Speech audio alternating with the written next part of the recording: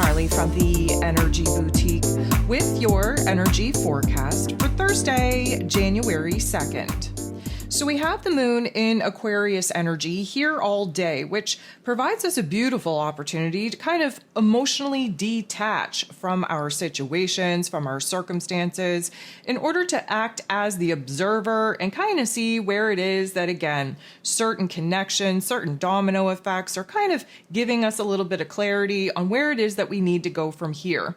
The Aquarius energy is futuristically focused. We are trying to envision the goal, the vision, the dream that we want to be manifesting. And of course, we're able to see that greater, grander picture, and then we're breaking it down into smaller, much more manageable pieces in order for us to have power and control over the present moment, over making adjustments and improvements that's going to help align us with the desired outcome that we should be working on and holding very strongly, not only in our mind's eye, but in our heart space as well. We have Venus, the goddess of love, beauty, worth, pleasure, and money, shifting into Pisces energy here today. If you haven't listened to the, first of all, 2025 year ahead overview, I'm going to recommend you do that. If you haven't listened to January's intro, where we cover January's energy, I'm going to recommend you do that. There is a Venus in Pisces astro forecast out there for your listening pleasure. And of course, I'm going to encourage you to get that January energy guide in front of you. If you haven't downloaded that already, download it specific to your zodiac sign. It has been written, tailored to your individual zodiac sign so that you can figure out where these energies are going to be impacting your life the most. With all of that being said, there are 10 different aspects taking place here today. 8 of them are going to involve the moon. The moon in this Aquarius energy going to be making a positive interaction with the sun in Capricorn energy. So anytime that the sun and the moon are coming together, there is going to be an aha moment. We're going to have an epiphany, a realization of our wants, of our needs, of our desires. And of course, with the sun shining very brightly in Capricorn energy, we're thinking about our long-term goals, what it is that we need to accomplish, what it is that we need to do, what it is that we want to pursue. And of course, the moon in Aquarius energy definitely projecting us into the futuristic realm in order for us to again see the greater, grander picture, and then breaking it down, what we have power and control over to change, to adjust in this present moment. Again, where the Capricorn energy is concerned, this is our physical realms, to help align us with, again, that desired outcome. We have the moon in Aquarius semi-squaring, creating a little bit of tension and conflict, with Neptune, who of course is in his rulership in this Pisces energy. This isn't going to feel so good because Neptune and Pisces energy, we're really reliant on our intuition. We're really reliant on our dreams, our creativity, our imagination, while the moon in Aquarius energy, heavily reliant on logic, practicality, using our intellect more so than our hopes, our wishes, our dreams. So there is going to be a little bit of tension. This is going to create a little bit of an overwhelming emotional state. This is also going to create a little bit more confusion and delusion, in which we, would prefer not to have, but at the same time, there's this butting of heads, if you will. We're being called to pursue a path, a mission, a meaning, a purpose because of our higher self. The moon in this Aquarius energy, again, trying to kind of fight against that because logically, practically speaking, some of the goals, visions, and dreams that our higher self wants us to pursue doesn't quite make sense to us as of just yet. The moon in Aquarius going to trine, which is a beautiful interaction with Jupiter, the planet of growth, expansion, beliefs, abundance, blessings. Of course, Jupiter is retrograde in Gemini energy. This is what gives us our trine. This is air on air action, and air is definitely putting us up in the headspace, rapidly processing different options and opportunities to move on, to move forward, to grow. Jupiter's whole retrograde in this Gemini energy is to look back at old topics and themes, old tough love life lessons, old conversations, old, let's call it education, that we have to pluck the silver linings out of to actually integrate the wisdom, the knowledge, the information in the present moment in order for us to move on, to grow, to expand on some of the experiences in which we've already had.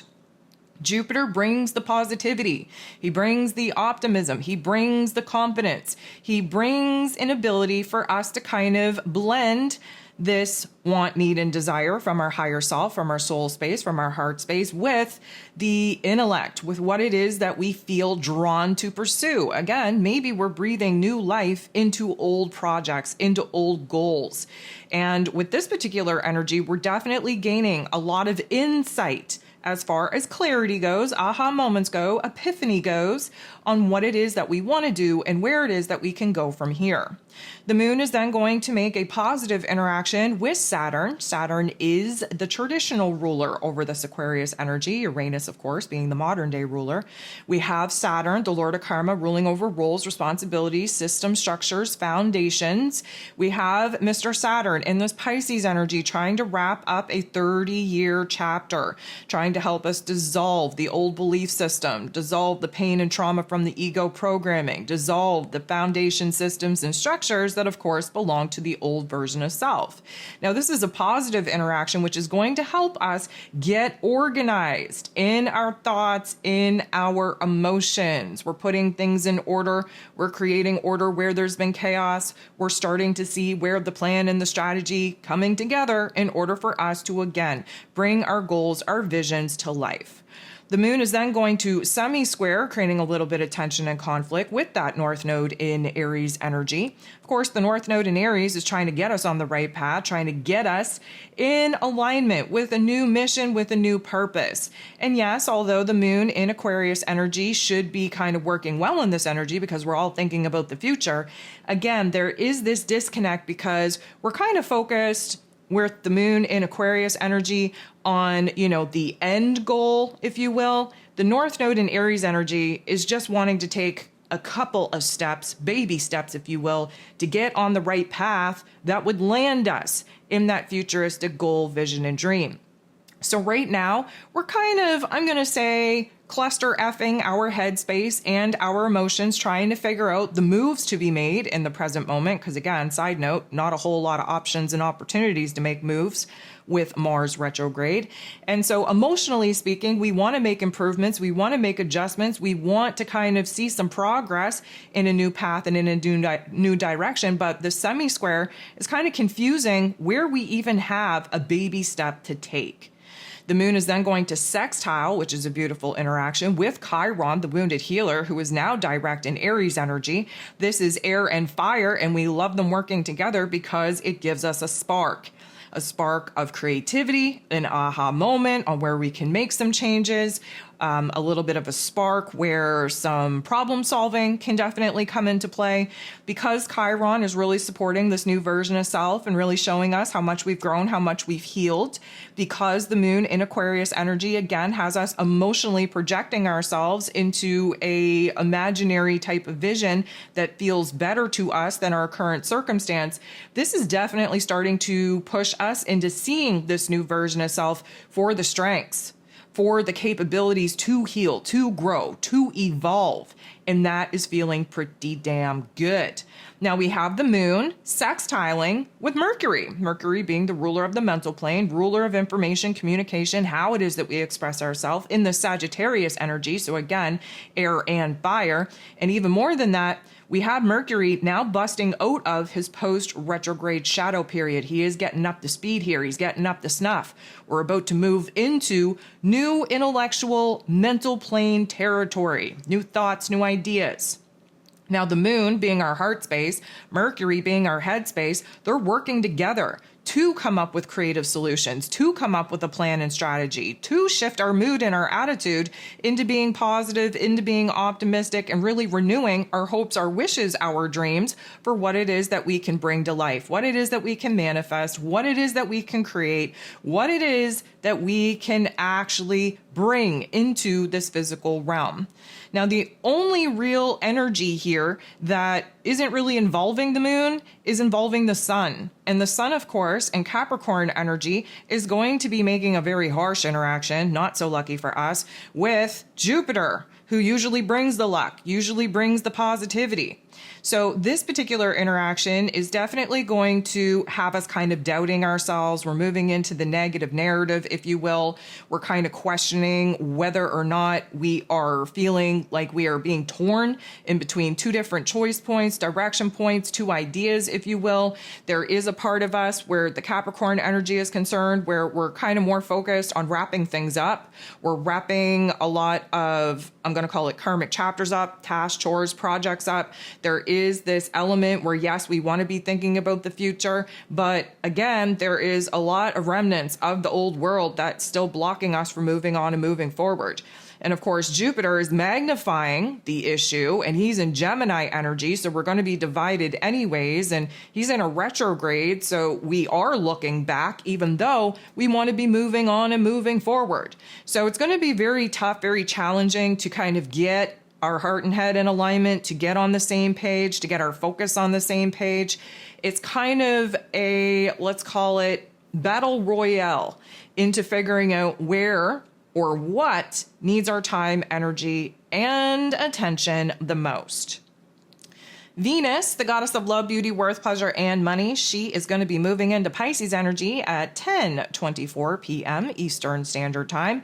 Again, I'm going to encourage you to listen to that astro forecast to get that January energy guide in front of you. Flip to this particular section in your workbook and really capture what is going on. Specifically because, again, if you were able to tune in to the 2025 year ahead overview that we did here on my Patreon, we are definitely doing a deep dive in our charts about the major astrology taking place here this year. And you would know that Venus is eventually going to be retrograding back into the Pisces energy after a short little blip in Aries energy. So it's very important for us to document what is going on for us at this particular juncture, because we're going to have to revisit these topics and themes when Venus revisits this Pisces energy here in a couple of months.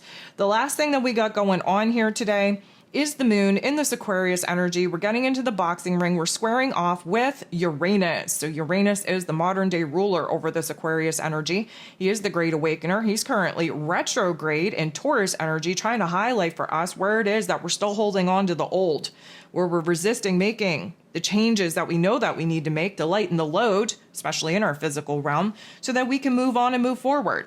Square doesn't feel good. It's not supposed to. It's supposed to be highlighting the tension and conflict.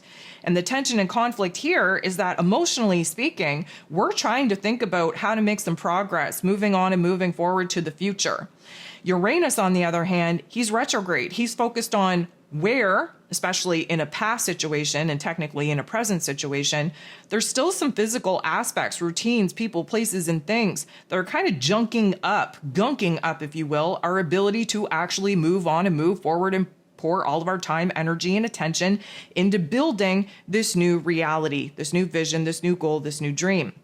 So this is going to definitely create a lot of anxiety, a lot of restlessness within us, because one part of us wants to kind of pick up, move on, and move forward. The other part of us still holding on to people, places, and things in the past that, of course, are not coming with us into this futuristic goal, vision, and dream.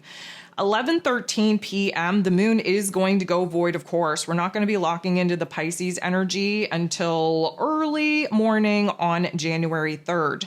But nonetheless, when the moon is void, things get shaky, uncertain, and unstable. And with the moon in Aquarius energy, we're going to kind of be second guessing where we have power and control over the present moment, to make those adjustments, to see some progress, to innovate on some of the situations and circumstances that need some improvements. We're going to be really torn, questioning ourselves on what that path, what that action actually is.